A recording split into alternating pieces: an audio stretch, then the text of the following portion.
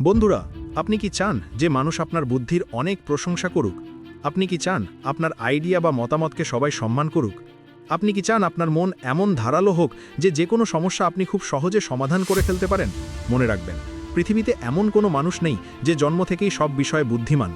বরং যারা তাদের মন বা ব্রেনকে প্রতিনিয়ত চর্চার মধ্যে রাখে, তারাই দিনের শেষে অন্যদের চেয়ে অনেক বেশি বুদ্ধিমান হয়ে ওঠে। আসলে আপনার প্রতিদিনের ছোট ছোট কিছু অভ্যাস আছে যা আপনার মনকে অবিশ্বাস্যভাবে ধারালো করে তুলতে পারে। আজ আমি আপনাদের সেই 5টি অভ্যাস নিয়ে কথা বলবো, যা আপনার ব্রেনের ক্ষমতাকে নতুন মাত্রায় নিয়ে যাবে। আসলে আমাদের মস্তিষ্ক সবসময় একটি অটো পাইলট মোডে চলতে পছন্দ করে। আমরা প্রতিদিন দাঁত মাজা থেকে শুরু করে জামা কাপড় পরা, হাঁটা চলা সবকিছুই একভাবে করি। এই অভ্যস্ততা আমাদের জীবনকে সহজ করে তোলে, কিন্তু একই সাথে আমাদের ব্রেনকে দুর্বল করে দেয়। কারণ নতুন কিছু শেখার দরকার হয় না বলে আমাদের মস্তিষ্কের নতুন স্নায়ুপথ বা নিউরন তৈরি হয় না। ঠিক এখানেই আমাদের চ্যালেঞ্জ নিতে হবে। আমাদের এমন কিছু করতে হবে যা মস্তিষ্ককে নতুন করে ভাবতে বাধ্য করে। চলুন জেনে নেওয়া যাক সেই 5টি অভ্যাস যা আপনার স্মৃতিশক্তি দ্রুত বাড়ানোর গোপন কৌশল এবং একই সাথে আপনার ব্রেনের ক্ষমতা 100 গুণ বাড়ানোর সহজ উপায়। 1. বিপরীত হাতের খেলা। আমাদের শরীরের ডান দিকটা নিয়ন্ত্রণ করে মস্তিষ্কের বাম গোলার্ধ, আর বাম দিক নিয়ন্ত্রণ করে ডান গোলার্ধ। সাধারণত আমরা সবাই আমাদের সুবিধামতো একটি হাত বা পা ব্যবহার করি, কিন্তু আপনি যদি আপনার ব্রেনকে নতুন করে কাজ করতে বাধ্য করতে চান, তবে আপনার বাম বা বিপরীত হাত ব্যবহার করা শুরু করুন। আপনি যদি ডানহাতি হন, তবে আগামী কয়েক সপ্তাহের জন্য দাঁত ব্রাশ করার সময় বাম হাত ব্যবহার করুন। টিভি চ্যানেল পরিবর্তন করার সময় বাম হাতে রিমোট ধরুন। এমনকি চা পানের সময়ও কাপটি বাম হাতে ধরার চেষ্টা করুন। এই ছোট্ট পরিবর্তন আপনার মস্তিষ্কে একটি ধাক্কা দেবে। এতে আপনার মস্তিষ্ক অভ্যস্ত রুটিন থেকে বেরিয়ে আসতে বাধ্য হবে এবং নতুন স্নায়ুপথ তৈরি করবে। এটি আপনার মস্তিষ্কের দুই গোলার্ধের মধ্যে সমন্বয় বাড়াতে সাহায্য করে এবং আপনার মনোযোগের ক্ষমতাকে অনেক বেশি তীক্ষ্ণ করে তোলে। 2. পাওয়ার ন্যাপের গুরুত্ব।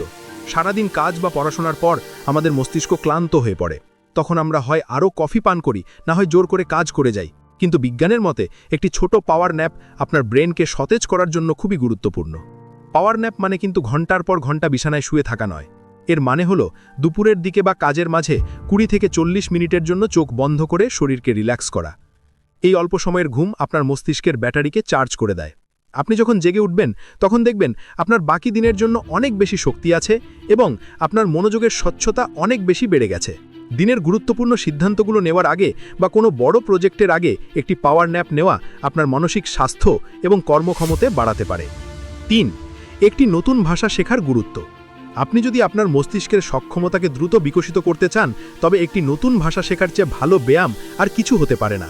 প্রথম দিকে আমাদের মনে হতে পারে ভাষা শিখে কি হবে, কিন্তু এটা কেবল অন্য মানুষের সাথে কথা বলার জন্য নয়। যখন আপনি একটি নতুন ভাষা শেখেন, তখন আপনার মস্তিষ্ক সম্পূর্ণ নতুন কাঠামো, নতুন শব্দ এবং নতুন ব্যাকরণ মনে রাখতে বাধ্য হয়। এই প্রক্রিয়া আপনার মস্তিষ্কে নতুন নিউরন তৈরি করে এবং স্নায়ু সংযোগগুলিকে শক্তিশালী করে তোলে। ভাষা শেখার সময় আমরা এমন একটি পরিবেশে প্রবেশ করি যা সম্পূর্ণ নতুন, ফলে আমাদের মনোযোগের স্তর দ্বিগুণ হয়ে যায়। এখন ইন্টারনেটের যুগে ঘরে বসেই যে কোনো ভাষা শেখা সম্ভব। প্রতিদিন অল্প কিছু সময় এই নতুন ভাষা শেখার পেছনে দিন, দেখবেন কয়েকদিনের মধ্যেই আপনি মানসিকভাবে অনেক বেশি স্মার্ট অনুভব করছেন। এটি ব্রেনের ক্ষমতা 100 গুণ বাড়ানোর সহজ উপায়। 4. বিক্রির কৌশল জানা। বুদ্ধিমত্তার আরেকটি নাম হল বিক্রি করার ক্ষমতা। পৃথিবীতে সবচেয়ে বুদ্ধিমান মানুষরা কেবল ভালো উদ্ভাবক নন, তারা খুব ভালো বিক্রেতাও। স্টিভ জবস তার প্রযুক্তি বিক্রি করতেন। একজন বিজ্ঞানী তার নতুন উদ্ভাবনের ধারণা বিক্রি করেন। এমনকি রাস্তায় ফেরিওয়ালারাও তাদের চতুর কৌশল দিয়ে আমাদের কাছে জিনিস বিক্রি করে দেন। এখানে বিক্রি করা মানে শুধু পণ্য বিক্রি করা নয়। এর মানে হলো আপনার আইডিয়া, আপনার দক্ষতা, আপনার যোগ্যতা, এগুলো অন্যের কাছে বিশ্বাসযোগ্যভাবে তুলে ধরা। আপনি যখন কাউকে কোনো কিছু বোঝানোর চেষ্টা করেন, তখন আপনাকে খুব দ্রুত তার মানসিকতা বুঝতে হয়, তার আপত্তিগুলো চিহ্নিত করতে হয় এবং আপনার কথাকে পাকাপোক্ত যুক্তির মাধ্যমে তার সামনে উপস্থাপন করতে হয়। এই প্রক্রিয়া আপনার যোগাযোগ দক্ষতা, বুদ্ধি এবং উপস্থিত বুদ্ধি সব কিছুরই চর্চা করায়। এই ছোট ছোট চেষ্টাগুলো ধীরে ধীরে আপনার মনকে আরও শক্তিশালী ও কৌশলী করে তোলে। 5. সক্রিয় মন বা অ্যাক্টিভ মোড। আমরা জানি, যখন কোনো মানুষ দিনের পর দিন শুয়ে বসে কাটায়, তখন তার শরীর দুর্বল হয়ে যায়, এমনকি সামান্য হাঁটতেও সে কষ্ট পায়। মস্তিষ্কের ক্ষেত্রেও ঠিক একই ঘটনা ঘটে যায়। যখন আমরা মস্তিষ্ককে অলসভাবে ফেলে রাখি, তখন তার কার্যকারিতাও কমে যেতে থাকে। মস্তিষ্ককে শক্তিশালী রাখতে হলে তাকে নিয়মিত ব্যবহার করতে হবে, তাকে কঠিন কিছু ভাবতে বাধ্য করতে হবে। বেশিরভাগ মানুষই তাদের দিনের অধিকাংশ সময় হয় অতীত নিয়ে চিন্তা করে, নয়তো ভবিষ্যতের দুশ্চিন্তায় ডুবে থাকে, যা মস্তিষ্কের কোনো গঠনমূলক কাজ নয়। তাই আজ থেকেই নতুন বই পড়া শুরু করুন, নতুন কোনো সমস্যা সমাধানের চেষ্টা করুন, বা কোনো এমন শখের পেছনে সময় দিন যা আপনাকে গভীরভাবে চিন্তা করতে বাধ্য করে। নিজের মনকে কখনো অলস হতে দেবেন না। আপনার মন আপনার সবচেয়ে বড় সম্পদ। আপনি যত বেশি তাকে ব্যবহার করবেন, সে তত বেশি শক্তিশালী হবে। বন্ধুরা, এই 5টি অভ্যাসই হলো সেই শক্তিশালী ব্যায়াম যা আপনার মনকে অন্য স্তরে নিয়ে যেতে পারে।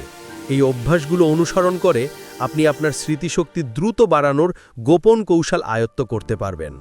যদি আজকের এই আলোচনা কি আপনার জীবনের সামান্যতম অনুপ্রেরণা যোগ করে থাকে, যদি মনে করেন এটি আপনাকে আলোর পথে একটি নতুন দিশা দেখিয়েছে, তবে আমার অনুরোধ, ভিডিওটিতে একটি লাইক দিন। আমাদের ফেসবুক পেজটি ফলো করুন, যাতে আমাদের প্রতিটি গুরুত্বপূর্ণ আলোচনা আপনার কাছে পৌঁছাতে পারে। আর অবশ্যই আমাদের channel path to light subscribe করে আমাদের পরিবারের সদস্য হয়ে যান। মনে রাখবেন, পাথ টু লাইট সবসময় আপনার জীবনের অন্ধকারে আলোর পথ দেখাতে প্রস্তুত। দেখা হচ্ছে পরের ভিডিওতে নতুন কোনো জীবন বদলানো টপিক নিয়ে। ধন্যবাদ।